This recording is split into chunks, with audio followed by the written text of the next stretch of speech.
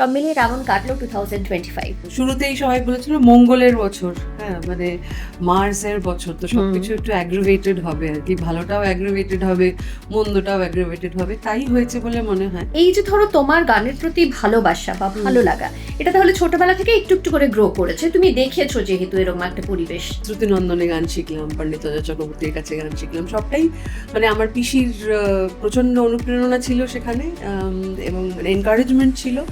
And plus মানে মা তো সবসময় আর কি, মা was like from day one.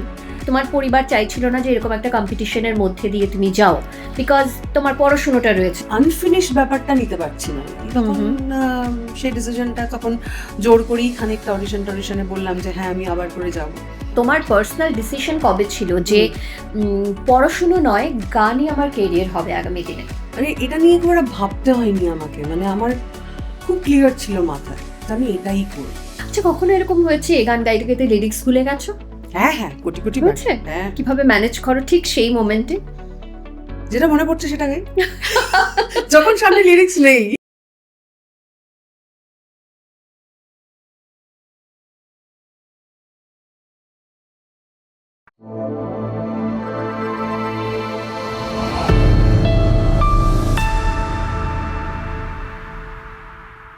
Two 2025 প্রায় শেষ, 2026 শুরু হতে চলেছে।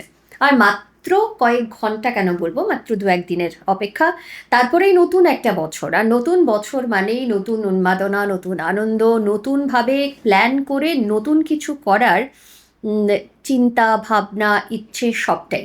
আমরাও কিন্তু সেরকমই একটা প্রসেসের মধ্যে, অর্থাৎ ক্রিসমাস সবেমাত্র সেলিব্রেট করলাম, তারপরে নতুন বছরের অপেক্ষা করছি।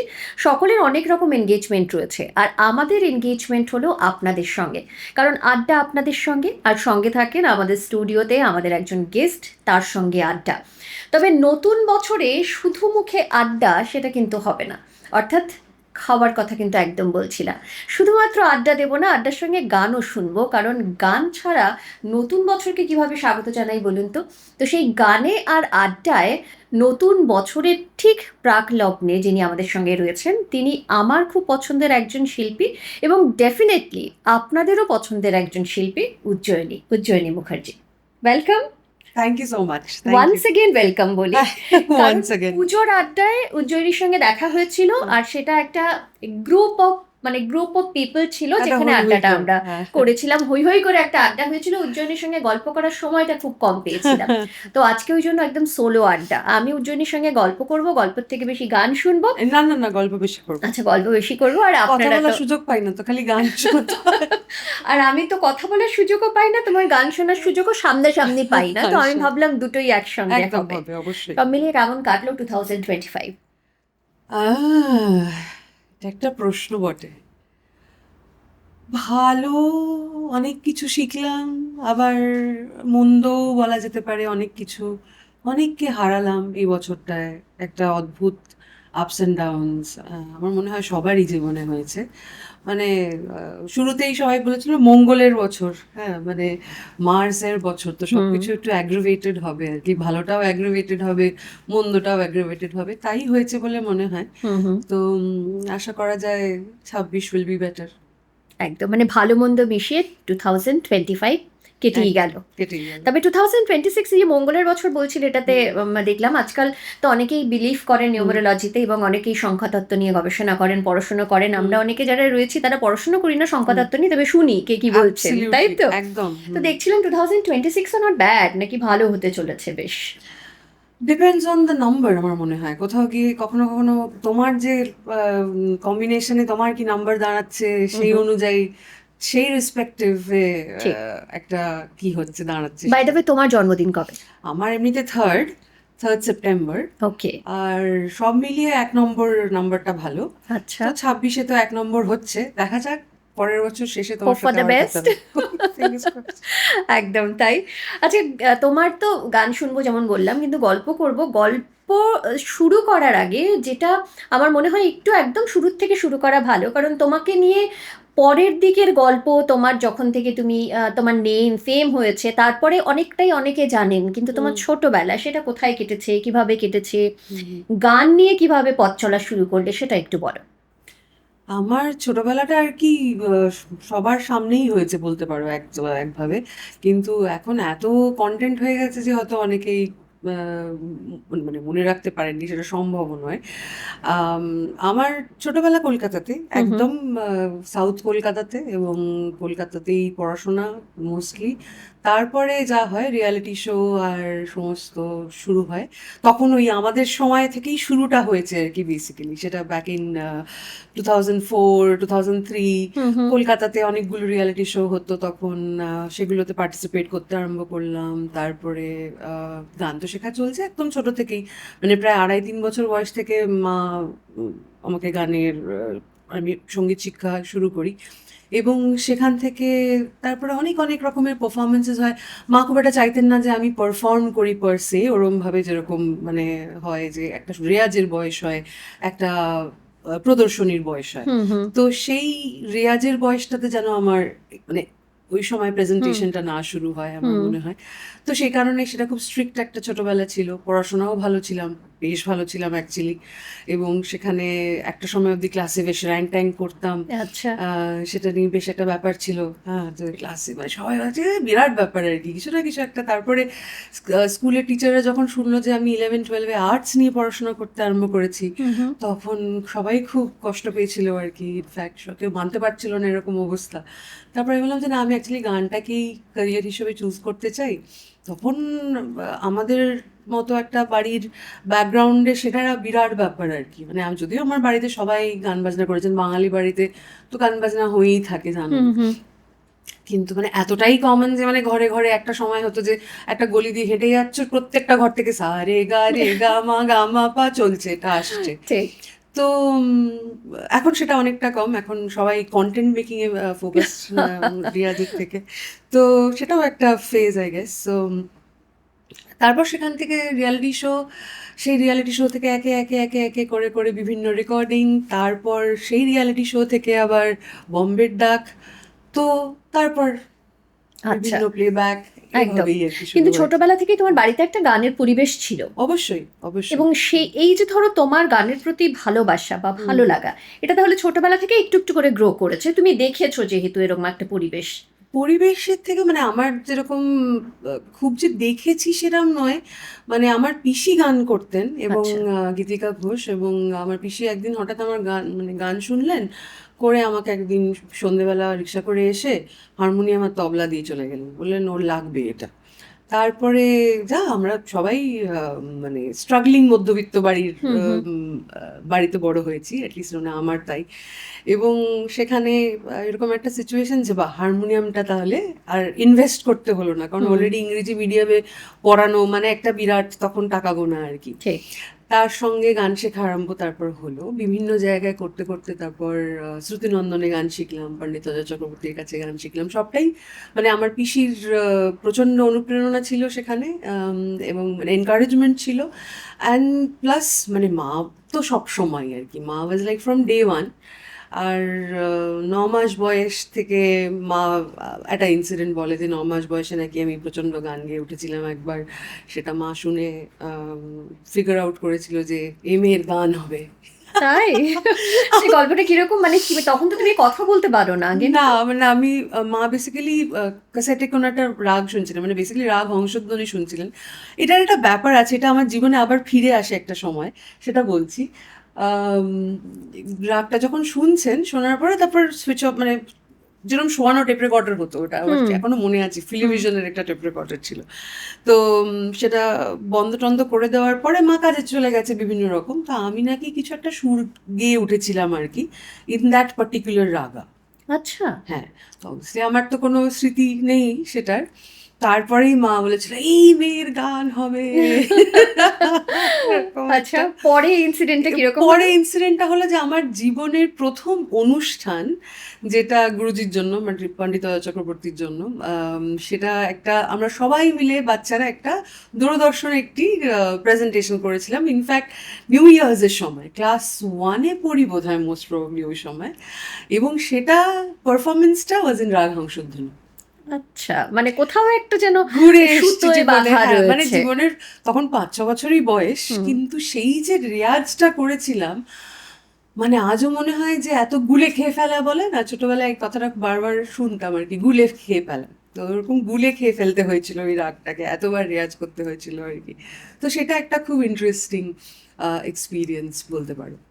মানে ছোটবেলা থেকে গানের মধ্যে থাকা, তারপরে গান তো শেখা রয়েছে, এবং একদম। তারপর যখন রিয়ালিটি শোয়ে প্রথম এলে, হুম তো তখন তো মা বাবাই এই মানে কিভাবে যেতে হবে কি করতে হবে মা বাবাই হয়তো নিয়ে গেলেন, হুম। কিন্তু তুমি তোমার পরিবার চাইছিল না যে এরকম একটা কম্পিটিশনের মধ্যে দিয়ে তুমি যাও, বিকজ তোমার পড়াশুনোটা রয়েছে তখন একটা প্রায়োরিটি বিষয়টা হিসেবে। মানে কিরম হয়েছিল বলতো, মানে একটা শো খানিকটা হয়েছে, হুম। তারপর সেই শোটা মাঝখানে কোনো একটা কারণে স্টলড হয়ে গেছে। সেটা তখন সারেগামার কথাই নাম নিতে পারি তো? একদম হ্যাঁ নাম হ্যাঁ। নিতে পারো।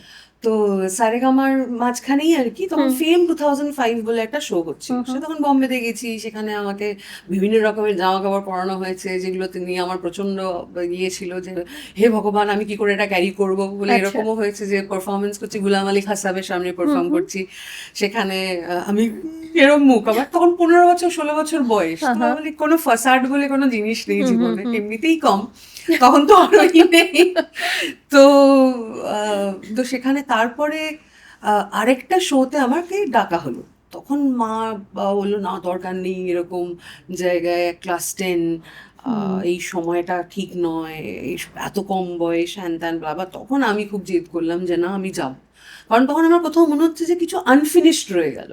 হ্যাঁ মানে ওই আনফিনিশড ব্যাপারটা নিতে পারছি না আর কি হুম তখন। হুম। সেই ডিসিশনটা তখন জোর করেই খানিকটা অডিশনে বললাম যে হ্যাঁ আমি আবার করে যাব। আবার করে যাওয়ার পরে তারপরে আস্তে আস্তে আস্তে আস্তে আস্তে সেটার অ্যাপ্রুভাল পেলাম বাড়ি থেকেও, এবং তারপরে তো ফুল অন সাপোর্ট ছিল থ্রু আউট বম্বে জার্নি, এখানে সবটাই আর কি। কিন্তু কবে তুমি ডিসিশন নিলে, বা তোমার পার্সোনাল ডিসিশন কবে ছিল যে পড়াশুনো নয়, গানই আমার কেরিয়ার হবে আগামী দিনে? আই থিঙ্ক আমার 14-15 বছর বয়স থেকে আই ওয়াজ ভেরি ক্লিয়ার। মানে এটা নিয়ে খুব একটা ভাবতে হয়নি আমাকে, মানে আমার খুব ক্লিয়ার ছিল মাথায় যে আমি এটাই করব। অ্যান্ড বাবা মাও চাইতেন যে তুমি এটাই করো। সবার একটা ছিল যে ডাক্তারি পড়ানো, হ্যান ত্যান, হুম। বাড়িতে ডাক্তার হবে, এই সেই একটা ইচ্ছা। বাট আমার তখন আমাকে খুব ইন্সপায়ার করেছিলেন কবির সুমন, সুমন চট্টোপাধ্যায় কিরকম? তখন। ওই তোমাকে চাই গান, ওনার পারফরমেন্স, উনি দাঁড়িয়ে হাতে মাইক্রোফোন নিয়ে গান গাইছেন, মানে হুম ওই হুম। Rock star অ্যাপ্রোচটা। তখন তো অতটা ওয়েস্টার্ন কালচারে এক্সপোজড হইনি, আস্তে আস্তে হয়েছি। আম, তো ওইটা দেখে না ভীষণ আমি ইন্সপায়ার্ড হয়েছিলাম, এবং সেটা আমি বাবাকে বলেছিলাম আমি ক্লাসিক্যাল গান শিখছি, ভালোবাসি, ভীষণ ভালোবাসি, রেয়াজ করতে ভালোবাসি, কিন্তু পারফর্মটা ক্লাসিক্যাল গান করব না। আমি তখন বলেছিলাম, তখন আমার হয়তো কম গ্ল্যামারাস মনে হয়েছিল বা কিছু, আচ্ছা। তখনকার হুম হুম বাচ্চাদের হুম যেরকম হুম। একটা হয় যে অন্যরকম একটা ভাবনা তো, বাট সেটা সে অনুযায়ীই চলেছি আর কি, মানে যেটা ভেবেছি সেটাই করেছি আর কি। যে প্রথম তোমার কোন গানটা তুমি গিয়েছিলে রিয়েলিটি শোয়ে গিয়ে, মনে আছে এখন? প্রথম কোন গানটা রিয়েলিটি শোর অডিশন বলছো? অডিশন হোক বা তুমি যখন পারফর্ম করলে গিয়ে। প্রথম গিয়েছিলাম, আহ, একটা মনে পড়ে আমাকে, লাস্ট মোমেন্টে আমার গান চেঞ্জ করা হয়েছিল, তাতে আমি ভীষণ আহ, প্রচন্ড টেনশনে পড়ে গেছিলাম। জীবনের স্ট্রেস ওই শব্দটা তখন থেকেই শুরু হয়েছিল আর কি। আচ্ছা, কি তো গান ছিল? ওটা কি নিমুড়া ছিল বোধহয়, নিমুড়া নিমুড়া নিমুড়া যে গানটা শুনি ছিল। একটু, আর ই প্রথম বাবা, দিনের কথা মনে পড়বে একদম তোমার। ছোটবেলার। উম, নিমুড়া নিমুড়া নিমুড়া, নিমুড়া নিমুড়া নিমুড়া, अरे काचा काचा छोटा छोटा निम्बुड़ा लाई दो, लाई दो लाई दो लाई दो, अरे लाई दो लाई दो लाई दो नींबू लाई दो, निमुड़ा निमुड़ा निमुड़ निमुड़ा निमुड़ा निमुड़ निमुड़ा निमुड़ा निमुड़ा निमुड़ा निमुड़ा निमुड़ा নিমুড়া নিমুড়া নিমুড়া, এরকমই। ওয়াও। আচ্ছা, কখনো এরকম হয়েছে গান গাইতে গাইতে লিরিক্স ভুলে গেছো? হ্যাঁ হ্যাঁ, কোটি কোটি বার। হয়েছে? হ্যাঁ, কিভাবে ম্যানেজ করো ঠিক সেই মোমেন্টে?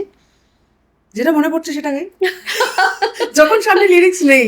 নেই, হ্যাঁ, এরকম তো হয়। কোনো একটা ধরো তুমি মানে কোথাও পারফর্ম করতে গেছো, হুম হুম। এবং গানটা তুমি হয়তো শতাধিক গেয়েছো, মানে আরো বেশি গেয়েছো। নট জাস্ট লিরিক্স, এটা একটা মজার গল্প আছে আমার মনে কিরকম পড়ে। বলো? এটা মজার মানে একটু এম্বারেসিংই আর কি, আমি তো মাঝে মাঝে নিজেকে এম্বারেস করে ফেলি আর কি বিভিন্ন রকম ইয়েতে। একটি অনুষ্ঠানে গেছি এবং আমি না খুব ট্রিবিউট মানে পারফরমেন্সেস করি আর কি। আমার খুব ভালো লাগে, মানে যাদের নাম একটু কম মানুষ শুনেছে কিন্তু গানগুলো খুব পপুলার, হয়তো দুটো গান তিনটে গান। হুম হুম আমি যে তোমাকে এখন জিজ্ঞেস করি লাইলা মে লাইলা কে গেয়েছে জানো? তো এই রকমের গান, মানে হুম অরিজিনালি লাইলা মে লাইলা, হুম মা হুম ক্যা খুব লাগতি হো, বড়ি সুন্দর লাগতি হো। সুন্দর, হ্যাঁ। তো এই ধরনের গানগুলো মানে এরকম একটা ট্রিবিউট আমি করতাম। তো এবার অনেক বছর ধরেই করছি সেই ট্রিবিউটটা, এবং সেই ট্রিবিউটটাতে এমনই হয় মাঝে মাঝে, মানে একদম কমপ্লিট বিস্মরণ হয়ে গিয়ে যাকে ট্রিবিউট দিচ্ছি তার নামটাই স্টেজে ভুল বলে চলে এসেছি, বাড়ি চলে এসেছি। আচ্ছা। এবার আমার যে ড্রামার কুশলদা আমায় পরের দিন ফোন করেছে, ভয়ে ভয়ে ফোন করেছে, আচ্ছা আমরা ট্রিবিউট যাকে দিই তার নাম তো কাঞ্চন, তো তুমি স্টেজে, আমি না মানে জাস্ট ফর আ সেকেন্ড আমি জানি না আমি কি করবো, আমার হচ্ছে জাস্ট ধরনী ভাগ হয়ে যাওয়া আর কি, হ্যাঁ, এরকম হ্যাঁ। একটা বসুন্ধরা ভাগ হয়ে হ্যাঁ, যাওয়া হ্যাঁ। টাইপের ব্যাপার। আমি স্টেজে খুশবু বলে চলে এসেছিলাম আর কি, মানে এটাও করতে পারি আমার। মানে সেটা হয়ে গেছে আগের দিন, তার পরের দিনকে উনি বলছেন এবং তখন তুমি রিকল করলে যে আমি তখন ভুল আমি বলেছি। হ্যাঁ একদম হ্যাঁ।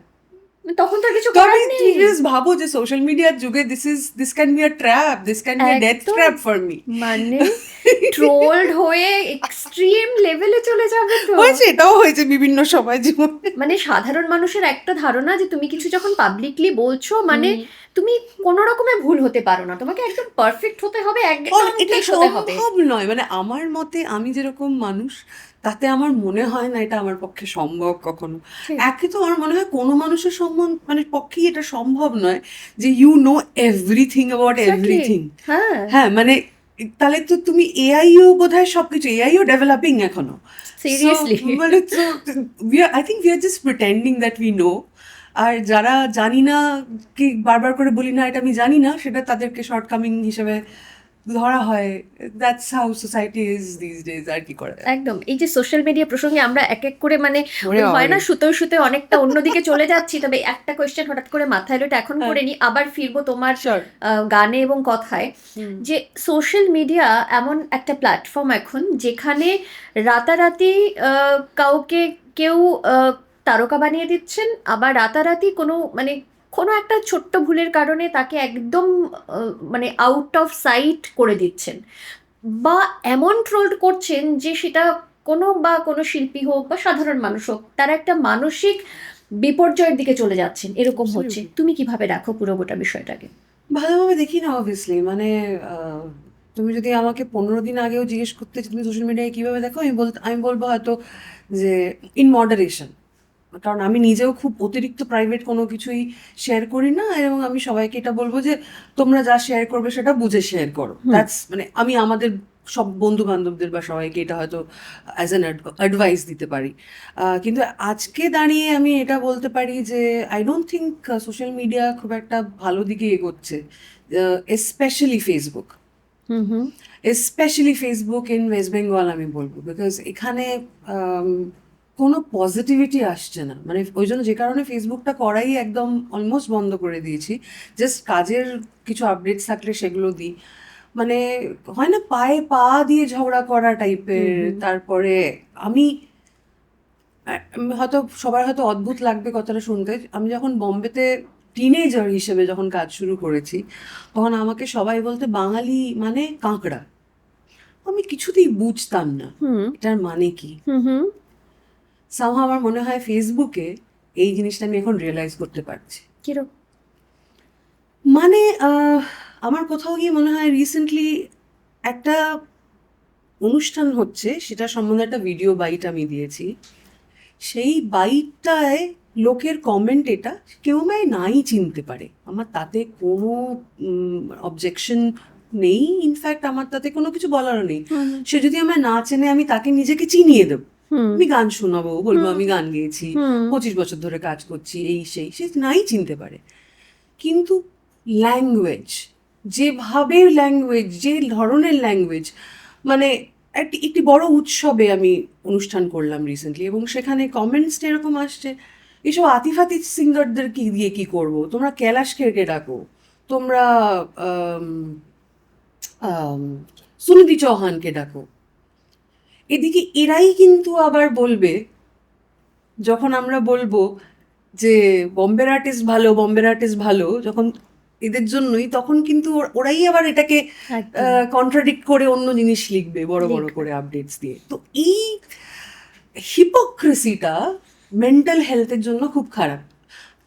সবাইকেই এগুলোতে ফেস করতে হয়। আই এম শিওর তুমি একটা এরকম এত সুন্দর পডকাস্ট করছো, এটারও একটা তোমাকে বিভিন্ন Definitely. রকম you have to face a lot of things, but কতটা দরকার এবং কতটা আমার মনে হয়, মানে how far can you filter, মানে নিজেকে ফিল্টার করছো তুমি, আমিও করছি কনস্ট্যান্টলি। না আমি ওই কমেন্টটার দিকে তাকাবো না, না আমি এই কমেন্টটাকে গুরুত্ব দেবো না, কিন্তু for how long and how far. True. So মানে মাঝখানে এরকম ধরনের কমেন্টস দেখেছিলাম যে উনি এটা করে পাতে উঠতে চাইছেন। আমি বললাম ভাই আমি কারোর পাতে, আমি কোনোদিনও ভ্যালিডেশন চাইনি, মানে আমি ভ্যালিডেশনের আলাদা করে দরকার নেই। আমি কোনোদিনও ভ্যালিডেশন চাইনি। ইনফ্যাক্ট সবাই বলে যে এত, ইনফ্যাক্ট আমার কিছু কিছু কলিগরাও বলেছিলেন যে সবার অনুযায়ী উজ্জয়িনী মুখার্জির নাম কি তোমরা শোনোনি, লগ্নজিতা লিখেছিল আর কি। সো সেখানে সেটা নিয়ে লোকে আমাকে প্রচুর প্রশ্ন করেছে, তোমার কি মনে হয়। আমি দেখো আমি ভ্যালিডেশন চাই না, আমি ডেফিনেটলি ভ্যালিডেশন পেলে ডেফিনেটলি ভালো লাগবে, কিন্তু আমি ভ্যালিডেশনের জন্য তো কাজ করছি না। আমি কাজ করছি অনেস্টির জন্য, আমি কাজ করছি আমার কাজের প্রতি ভালোবাসার জন্য। At the end of the day সেইটুকু আমার কাছে থাকলেই আমার যথেষ্ট। একদম। আমি মাসে 30টা শো চাই না, আমি মাসে 30টা রেকর্ডিং চাই না, কিন্তু I want something that is worthwhile. হ্যাঁ, আর যেটা সবার খিদে হয় আমার মনে হয়। একদম, মানে আর শিল্পী হিসেবে তো এইটুকু তোমার থাকবেই। অ্যাবসলিউটলি ওইগুলো আছে।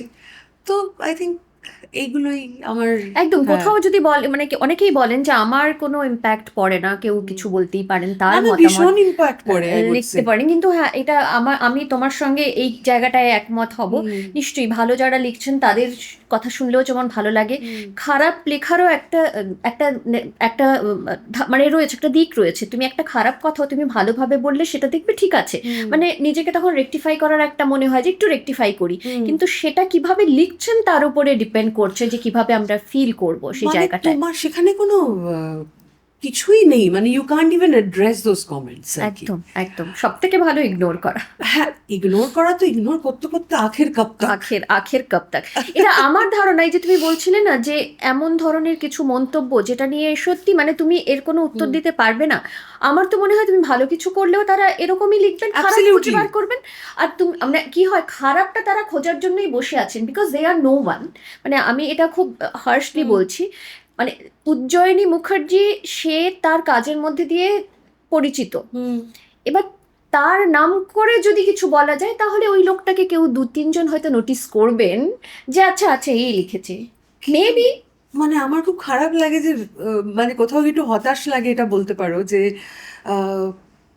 সোসাইটি হিসাবে আমরা, মানুষ হিসাবে আমরা কোন দিকে এগোচ্ছি তাহলে। একদম। যে আমরা কাউকে নিচা দেখিয়ে কাউকে টেনে নিচে নামিয়ে, কাঁকড়ার কথাটা বললাম, টেনে নিচে নামিয়ে আমরা আনন্দ পাচ্ছি সব সময় কনস্ট্যান্টলি দিনের পর দিন। আর কি আমাকে দেখা যাচ্ছে না, এই মানুষটা যখন কিছু সামনে সে প্রেজেন্ট করছে এটা সাহস নিয়ে বা একটা কোনো কথা বলছে, সেটার বিরুদ্ধে এরকম, মানে আমি জানি না, বুঝতে পারি না কতটা টক্সিসিটি এবং কতটা আরো বাড়বে এটা। জানি না, তবে 2026 সব ভালো নিয়ে আসুক, হ্যাঁ, সব আসুক, ভালো একদম, হোক, আমরা সেটা একদম। প্রে করতে পারি। আমরা নেগেটিভ কোনো কথা বলবো না, এরকম বছরের শেষের আড্ডায় সব পজিটিভ মানে কথাই বলবো, বছরের শেষে সব বলে দিই সব একবার। বলে দিয়ে আবার নতুন বছরে নতুন ভাবে শুরু করবো। নতুন বছরে all তাহলে একটা গান positives। দিয়ে আবার একটু মুডটাকে আমরা বেঁধে নিই। একদম ওকে। একদম একদম।